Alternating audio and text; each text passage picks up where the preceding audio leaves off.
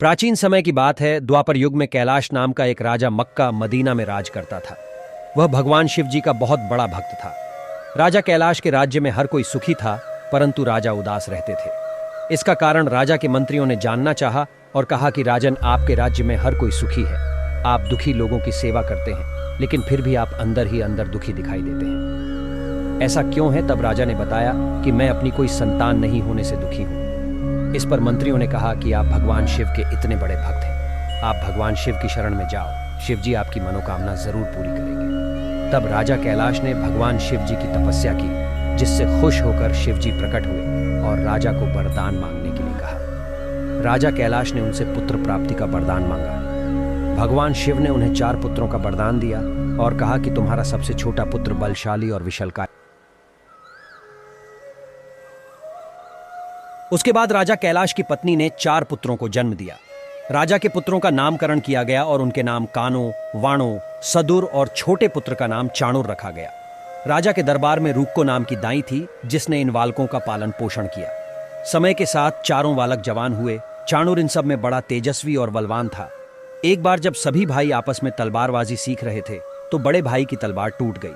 सभी बड़े भाइयों ने अपनी माता से शिकायत की कि चाणूर ने बड़े भाई की तलवार तोड़ दी। जब यह बात माता ने सुनी तो उनको बहुत आश्चर्य हुआ कि छोटा बालक तलवार कैसे तोड़ सकता है। उन्होंने सभी बालकों को समझा बुझाकर बाहर भेज दिया।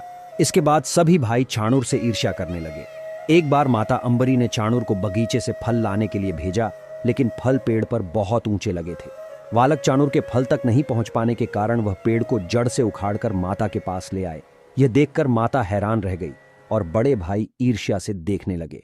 उनको यह डर सताने लगा कि अगर चाणूर की ताकत ऐसे ही बढ़ती गई तो एक दिन वह उनका राजपाट छीन लेगा और उनको राज्य से बाहर निकाल देगा। इस पर बड़े भाइयों ने चाणूर को अपने से अलग रखने की रणनीति बनाई। एक दिन चारों भाई शिकार खेलने के लिए निकले। सभी भाई चाणूर की ताकत से भली भांति परिचित थे।